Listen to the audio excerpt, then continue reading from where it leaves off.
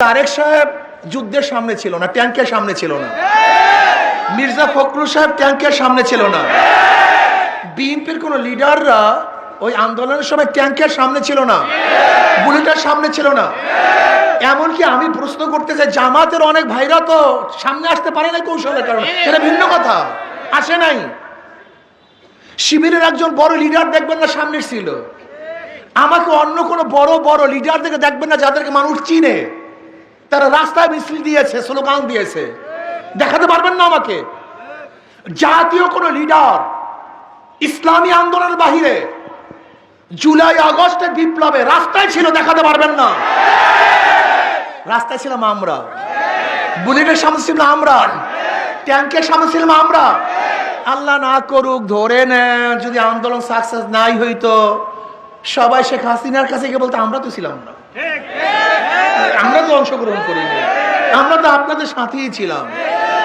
যারা ৩-৪ তারিখও শেখ হাসিনা লোকের সাথে মিটিং করেছে, আজকে তারা জুলাইয়ের বক্তা হয়ে গেছে, যোদ্ধা হয়ে গেছে। ধরে না যদি আন্দোলন সাকসেস না হতাম, তাহলে আমার অবস্থাটা কি হতো, আমাদের অবস্থাটা কি হতো? আন্দোলন করেছে মানুষকে মুক্তি দেওয়ার জন্য, বৈষম্য দূর করার জন্য, চাঁদাবাজি করার জন্য নয়, সন্ত্রাস করার জন্য নয়, ধর্ষণ করার জন্য নয়। বাংলাদেশে আমরা ঐক্যবদ্ধ হয়েছে, বাংলাদেশ আর কোন ধর্ষক চাঁদাবাজকে আর ক্ষমতা নিবে না ইনশাআল্লাহ। যারা দুর্নীতি করছে বাংলাদেশের মানুষ, তাদেরকে আর ক্ষমতায় নিবে না ইনশাআল্লাহ। যারা স্বামীকে বেঁধে রেখে ধর্ষণ করেছ, দখলদারি করেছ, চাঁদা না দেওয়ার কারণে টেম্পো ভেঙে চুরমার করে ফেলেছ, আমার গরিব দুঃখী মেহনত মানুষের পেটের মধ্যে লাথি দিয়েছ, বাংলাদেশের মানুষ তাদের লাথি দিয়ে তাড়াইয়ে দেবে, ভোট দেবে ইনশাআল্লাহ। আজকে অনুষ্ঠান কেন আপনারা সবাই জেনেছেন। সংস্কার, বিচার এবং লেভেল প্লেইং করে নির্বাচন, কি কথা ঠিক না? পিআর সিস্টেমে নির্বাচন চাই। কেন চাই? বক্তারা বক্তব্য দিয়েছেন। পিআর সিস্টেমে নির্বাচন কেন, কিসের জন্য? যেখানে ফ্যাসিস্ট হবে না, দুর্নীতিবাজ থাকবে না, কালো টাকার ব্যবহার হবে না, অপশক্তি ব্যবহার করা যাবে না। পিআর সিস্টেম নির্বাচন হলে দিনের ভোট রাত্রে গ্রহণ করা হবে না, যেখানে দখলদারি থাকবে না, ভোট ছিনতাই হবে না, ভালো লোকগুলি সংসদে যেতে পারবে। পিআরের বিপক্ষেও বক্তব্য নাই তা না, আবার পিআরের পক্ষেও বক্তব্য নাই ব্যাপারটা সেরকম না। আমরা ঔষধ সেবন করি, আগেই লেখা থাকে সাইড এফেক্ট, কিছু সাইড এফেক্ট আছে, কিন্তু আমরা দেখি বেশি না কম। যদি দেখি এফেক্ট হবে 98%, সাইড এফেক্ট 2%, সমস্যা নেই, ভালো দিক বেশি। আচ্ছা, বর্তমান যে প্রচলিত নির্বাচন আছে, এর বিপক্ষে কি কথা বলা যায় না? এর বিপক্ষে কোনো বক্তব্য নাই? আমি তো মনে করি বর্তমান যে প্রচলিত নির্বাচন চলছে, তার বিপক্ষে যদি আমি বক্তৃতা দেই, 90% বক্তৃতা করতে পারবো, আর 10% পক্ষে। আর আমরা যে পিআরসি নির্বাচন চাই, তার বিপক্ষে হয়তো আপনার 1% বা 2%, আর পক্ষে বলতে হবে 98%। বিপক্ষে দুই একটা বক্তব্য নাই আমি তা বলছি না, কিন্তু হতেই পারে দুই একটা বক্তব্য, কিন্তু আমরা দেখবো এর ভালোর দিকটা বেশি না খারাপের দিকটা বেশি। বর্তমান প্রচলিত নির্বাচন 71 থেকে আজ পর্যন্ত চলে আসছে, আমরা কি দেখছি বাংলাদেশের অবস্থা সবাই জানি। 70 নির্বাচনের পরে 71 দেশ স্বাধীন হলো, ভেবেছিলাম সব কিছু পেয়ে গেছি, দেশ স্বাধীন, ঠিক না? 72 সংবিধান রচিত হয়েছিল, 73 আর একটা নির্বাচন হয়েছিল, আপনারা জানেন না। 1973 সনে শেখ সাহেবের অধীনে আর একটা নির্বাচন হয়েছিল। সংবিধান রচিত হয়েছে কয় সনে? 72। নির্বাচন হয়েছে 73। সেখানে আওয়ামী লীগ ভোট পেয়েছিল, সিট পেয়েছিল কত জানেন? 293টা। কিভাবে পেয়েছিল তা জানেন? দখলদারির মাধ্যমে, ছিনতাইয়ের মাধ্যমে। এই মোস্তাক সাহেব, ওনার বাড়ি হলো দাউদকান্দি, দাউদকান্দির থেকে ভোটের বাক্স হেলিকপ্টারে ঢাকায় এনে সিল গুতাইয়া তারপর তাকে নির্বাচিত করেছিল। তার মানে প্রচলিত নির্বাচন ঠিক ছিল না। আপনারা জানেন কি জিয়াউর রহমান সাহেব ক্ষমতায় বসছিলেন কোন সনে? আমরা অনেকেই জানি না, 99% মানুষ জানি না। উনি ক্ষমতায় বসছিলেন 75 সনে। কোন সনে? ৭৫ সনে ক্ষমতায় বসার পর উনি নির্বাচন দিয়েছিলেন। জানেন সেই নির্বাচনের ডেটটা কোন সনে ছিল? 1989 সনে, 79 সনে নির্বাচন দিয়েছিলেন। ক্ষমতায় বসছেন 75-এ, নির্বাচন দিয়েছিলেন 79 সনে। কয় বছর পর? প্রায় 4-4.5 বছর পরে। আমি প্রশ্ন করতে চাই, যারা নির্বাচন করেন, সংবিধানে নির্বাচনের কথা বলেন, তা জিয়াউর রহমান সাহেব বসছেন ক্ষমতায় 75-এ, নির্বাচন দিয়েছেন 79 সনে। তা মাঝখানে সংবিধান কোথায় ছিল? কথা বলেন না। সংবিধান কি জবাই দিয়া ফেলাইছিলেন নাকি ভর্তা বানায় খায়া ফেলাইছিলেন? এই খায়া ফেলাইছেন আপনারা। এই প্রশ্ন কেউ তুলেন না। সেই নির্বাচনের পরে আবার 81-তে আরেকটা নির্বাচন হয়েছিল। যখন জিয়াউর রহমান সাহেব মারা গেছেন, মারা যাওয়ার পরে 81 সনে একটা নির্বাচন হয়েছিল। ক্ষমতা গেছিলেন কে? সত্তার সাহেব। কিন্তু থাকতে পারেন নাই। এরশাদ সাহেব গেটি ধাক্কা দিয়ে বের করে দিয়েছেন, থাকতে পারেননি। 81 নির্বাচনের পরে আবারও নির্বাচন হয়েছিল 86 সনের। ওই যে শোনেন নাই, 86 সনের বেঈমান ওই তৎকালীন সময়ে এরশাদ সাহেবের সাথে কোয়ালিশন করে শেখ হাসিনা প্রথম নির্বাচন অংশগ্রহণ করে। আরো অনেক দল অংশগ্রহণ করছিল, সেদিকে যাব না আমি। এরপর আবার নির্বাচন হয়েছিল 1991 সনে। 1988-তে নির্বাচন হয়। এরপর আবার নির্বাচন হয়েছে 1991 সনে। সেখানে খালেদা জিয়া ক্ষমতায় বসলেন। ভেবেছিলাম এবার দেশ সুন্দর চলবে, কথা ঠিক না? কিন্তু 96-তে কি দেখলাম? 96 পর্যন্ত দুর্নীতিতে খালেদা জিয়া 3বার বিশ্ব চ্যাম্পিয়ন হয়েছে। একবার দুইবার না, কয়বার? মাশাআল্লাহ, ঠিকই আছে, মাশাআল্লাহ। মাত্র 5 বছরের দুর্নীতিতে বিশ্ব চ্যাম্পিয়ন হয়েছে 3বার। এরপর হয়েছে আরো একবার, শেখ হাসিনার জমানায় আরো একবার। মোট এই দুই দলের ক্ষমতায় বিশ্ব চ্যাম্পিয়ন দেশ হয়েছে দুর্নীতিতে 5 বার। আপনারা জানেন 1996 সনে 8-এ নির্বাচন হয়েছিল 15ই ফেব্রুয়ারি। কতই ফেব্রুয়ারি? ওই 15ই ফেব্রুয়ারি নির্বাচনটা হয়েছিল 1973 সনে নির্বাচনের আদলে। যে 1973 সনে নির্বাচনে কাউকে নমিনেশন পেপার সাবমিট করতে দেওয়া হয় নাই, ভোট কেন্দ্রে জিতে দেওয়া হয়নি, একক নির্বাচন হয়েছে। ঠিক খালেদা জিয়ার আমলও একটা নির্বাচন হয়েছিল। উনি প্রাইম মিনিস্টার ছিল মাত্র 16 দিন। কথা বলে না, প্রাইম মিনিস্টার ছিল কতদিন? 16 দিন। 15ই ফেব্রুয়ারি নির্বাচন 1996 সন। ওই নির্বাচনে কেউ অংশগ্রহণ করে নাই, কিন্তু এই বিএনপি একক নির্বাচন করেছে।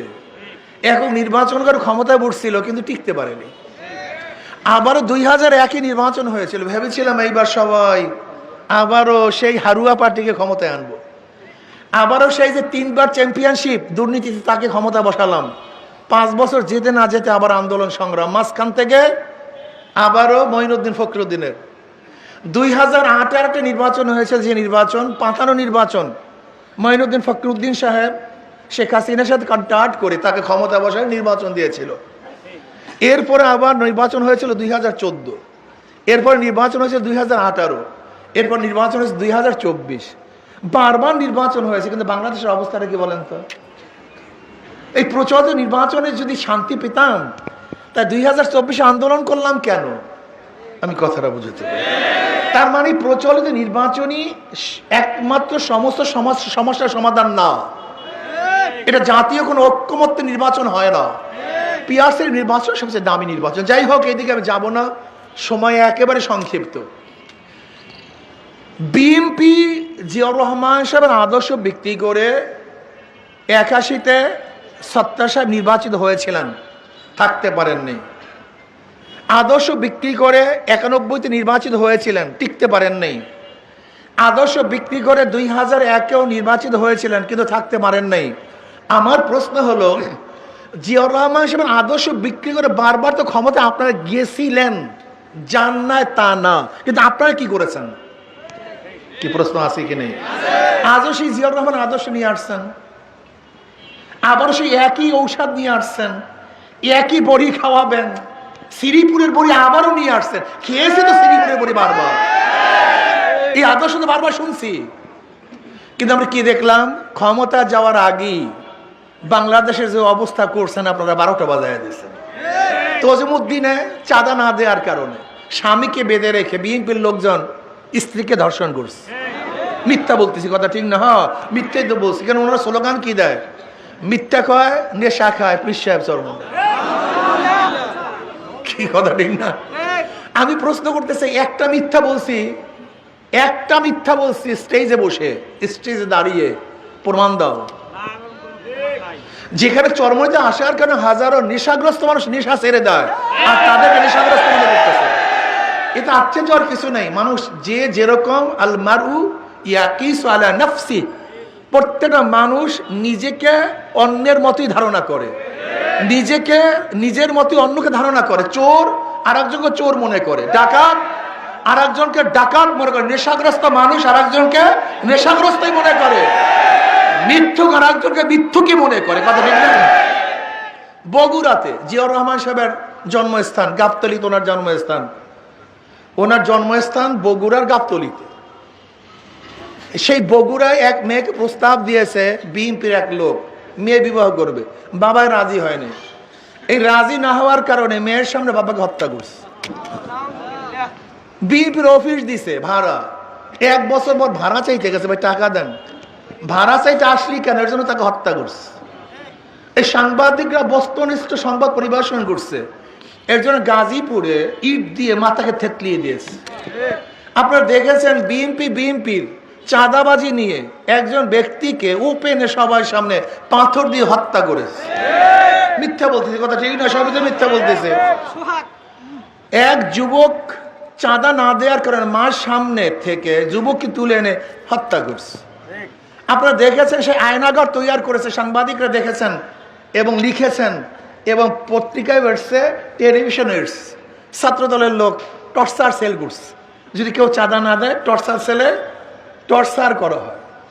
হাজারো জায়গায় চাঁদা না দেওয়ার কারণে কয়েকদিন আগে দেখছেন, 3-4 দিন আগে ফরিদপুরে টেম্পুগুলিকে ভেঙে চুরমার করে ফেলেছে, চাঁদা না দেওয়ার কারণে। সব জায়গায় দখলদারি করতেছে। এর জন্য কি আন্দোলন করেছিলাম? বলতে পারবো আপনার এত ব্যথা কেন? আমারই ব্যথা। তাহলে কেন? তারেক সাহেব যুদ্ধের সামনে ছিল না, ট্যাঙ্কের সামনে ছিল না। মির্জা ফখরুল সাহেব ট্যাঙ্কের সামনে ছিল না। বিএনপির কোন লিডাররা ওই আন্দোলনের সময় ট্যাঙ্কের সামনে ছিল না, বুলেটের সামনে ছিল না। এমনকি আমি প্রশ্ন করতে চাই, জামাতের অনেক ভাইরা তো সামনে আসতে পারে না কৌশলের কারণে, এটা ভিন্ন কথা, আসে নাই। শিবিরের একজন বড় লিডার দেখবেন না সামনে ছিল। আমাকে অন্য কোন বড় লিডার দেখে দেখবেন না যাদেরকে মানুষ চিনে, তারা রাস্তায় মিছিল দিয়েছে, স্লোগান দিয়েছে, দেখাতে পারবেন না আমাকে। জাতীয় কোন লিডার ইসলামী আন্দোলনের বাহিরে জুলাই আগস্টের বিপ্লবে রাস্তায় ছিল, দেখাতে পারবেন না। রাস্তায় ছিলাম আমরা, বুলেটের সামনে ছিলাম আমরা, ট্যাঙ্কের সামনে ছিলাম আমরা। আল্লাহ না করুক, ধরে নেন যদি আন্দোলন সাকসেস নাই হইতো, সবাই শেখ হাসিনার কাছে গিয়ে বলতো আমরা তো ছিলাম না, আমরা তো অংশগ্রহণ করিনি, আমরা তো আপনাদের সাথেই ছিলাম। যারা 3-4 তারিখও শেখ হাসিনা লোকের সাথে মিটিং করেছে, আজকে তারা জুলাইয়ের বক্তা হয়ে গেছে, যোদ্ধা হয়ে গেছে। ধরে না যদি আন্দোলন সাকসেস না হতাম, তাহলে আমার অবস্থাটা কি হতো, আমাদের অবস্থাটা কি হতো? আন্দোলন করেছে মানুষকে মুক্তি দেওয়ার জন্য, বৈষম্য দূর করার জন্য, চাঁদাবাজি করার জন্য নয়, সন্ত্রাস করার জন্য নয়, ধর্ষণ করার জন্য নয়। বাংলাদেশ আমরা ঐক্যবদ্ধ হয়েছে, বাংলাদেশ আর কোন ধর্ষক চাঁদাবাজকে আর ক্ষমতা নিবে না ইনশাআল্লাহ। যারা দুর্নীতি করছে বাংলাদেশের মানুষ, তাদেরকে আর ক্ষমতায় নিবে না ইনশাআল্লাহ। যারা স্বামীকে বেঁধে রেখে ধর্ষণ করেছ, দখলদারি করেছ, চাঁদা না দেওয়ার কারণে টেম্পো ভেঙে চুরমার করে ফেলেছ, আমার গরিব দুঃখী মেহনত মানুষের পেটের মধ্যে লাঠি দিয়েছ, বাংলাদেশের মানুষ তাদের লাঠি দিয়ে তাড়াইয়ে দেবে, ভোট দেবেন ইনশাআল্লাহ। পুরো ভাইরা আমার, আগামী নির্বাচন হবে ইসলামের পক্ষের শক্তি, ইসলামের বিপক্ষের শক্তি, দেশের পক্ষের শক্তি এবং ভারতের পক্ষের শক্তির মধ্যে নির্বাচন হবে। আগামী নির্বাচনে বাংলাদেশের মানুষগুলি সব 2 ভাগে বিভক্ত হয়ে যাবে। একটা ইসলামের পক্ষে, দেশের পক্ষে, আর এক ইসলামের বিপক্ষে, ভারতের পক্ষে। আজকে দেখেছেন পার্বত্য অঞ্চলে ভারত সেই পাহাড়িদের কুচকিয়ে দিচ্ছে, সেখানে গন্ডগোল চলছে, আমাদের সেনাবাহিনী আহত হয়েছে, এর কাদের ইশারা, কাদের ইঙ্গিতে এই কাজগুলো হচ্ছে সম্পূর্ণ ভারতের ইশারায়। যারা ভারতের দালালি করবা, ভারতের সাথে সম্পর্ক রেখে দেশকে ধ্বংস করার চক্রান্ত করবা, আমি মনে করি তারা এই দেশের শত্রু, জাতির শত্রু। আমরা আমাদের পার্শ্ববর্তী কান্ট্রির সাথে ভালো সম্পর্ক রাখতে চাই, কিন্তু তাদের কর্তৃত্ব আমরা চাই না। তাদের ধ্বংসাত্মক যে সমস্ত মনোভাব সেটা বাস্তবায়ন করতে দিতে চাই না। আমরা দেশের মধ্যে শান্তি চাই, সমস্ত মানুষের ঐক্য চাই, আমরা বৈষম্য দূর করতে চাই। আসুন আমরা সব ঐক্যবদ্ধভাবে নির্বাচন করব। ওদের এদিকে খেয়াল দেই, ওদের মার্কার মধ্যে গ্যাঞ্জাম আছে। যারা নৌকা নিয়ে নির্বাচন করে নিজেরা নৌকা চালাতে পারে না, যারা ধানের শেষে নির্বাচন করে নিজেরা ধান কাটতে পারে না, যারা নাঙ্গল নিয়ে নির্বাচন করে নিজেরা নাঙ্গল বইতে পারে না। সব প্রতীকগুলি গরিবদের, নৌকা চালায় গরিবরা, ধান কাটে গরিবরা, নাঙ্গল বয়, কিন্তু যারা নির্বাচন করে একটাও গরিব না। প্রতীক গরিবদের, কিন্তু যারা নির্বাচন করে একজনও গরিব না। নিজেরা চালাতেও মানে ধোকাবাজি সব জায়গায়, কিন্তু হাত পা কেমন একটা প্রতীক। যে নির্বাচন করে সেও ঘুরাতে পারে, যারা সমর্থন করে তারাও ঘুরাতে পারে, কথা ঠিক না? হাত পাকা প্রয়োজন বড় লোকদের, হাত পাকা প্রয়োজন গরিবদের, হাত পাকা চালাতে পারে পুরুষরা, হাত পাকা চালাতে পারে মহিলারা। হাত পাকা মুসলমানের প্রয়োজন, হিন্দুদের প্রয়োজন, খ্রিস্টানদের প্রয়োজন। কারেন্ট ফেল করে, হাত পাকা ফেল করে না। কাউর মার্কা ঘুমের সময় বুকের উপরে থাকে না, শুধু একটা প্রতীক আছে, যে প্রতীকটা ঘুমের সময় কলিজার উপরে থাকে, সেই প্রতীকের নাম হাত পাখা। সর্বজনীন মার্কা হাত পাখা। আমি বিশ্বাস করি যে হাত পাকা বিজয় হয়, জাতি বিজয় হবে। যদি হাত পাকা বিজয় হয়, এই গোটা মানুষ মানবতা বিজয় হবে। সব মার্কা দেখা শেষ। আসতে কয়, সবাই গলা শুকিয়ে গেছে। সব মার্কা দেখা শেষ, সব মার্কা দেখা শেষ। হাত পাখার মার বাংলাদেশ ইনশাআল্লাহ আগামী নির্বাচন ঐক্যবদ্ধ ভাবে, যেখানে যে বাক্স দেয়া হবে ইসলামের পক্ষে ইনশাআল্লাহ আমরা ভোট দেব এবং ইসলামের বিপক্ষের শক্তিকে প্রতিরোধ করবো ইনশাআল্লাহ। আর একটা কথা আপনারা লিখে রাখেন, সাংবাদিকরা লিখে রাখেন, যে জায়গায় ইসলামের পক্ষে শক্তিশালী ক্যান্ডিডেট থাকবে, প্রত্যেক জায়গায় ইনশাআল্লাহ ইসলামের বিপক্ষের ক্যান্ডিডেট হারবেই হারবে, হারবেই হারবে ইনশাআল্লাহ। আল্লাহ আমাদের সবাইকে কবুল করে নেন। হ্যাঁ, আমাদের খালির থেকে কাউখালী মানে পিসপুর বান্ডারিয়া নেসারাবাদ কাউখালীর থেকে ইনশাআল্লাহ নির্বাচন করবে আমাদের হযরত মাওলানা, আপনাদের পরিচিত মুখ হযরত মাওলানা আবুল কালাম সাহেব। আল্লাহ আমাদের সবাইকে কবুল করে নেন। আল্লাহুম্মা আমিন।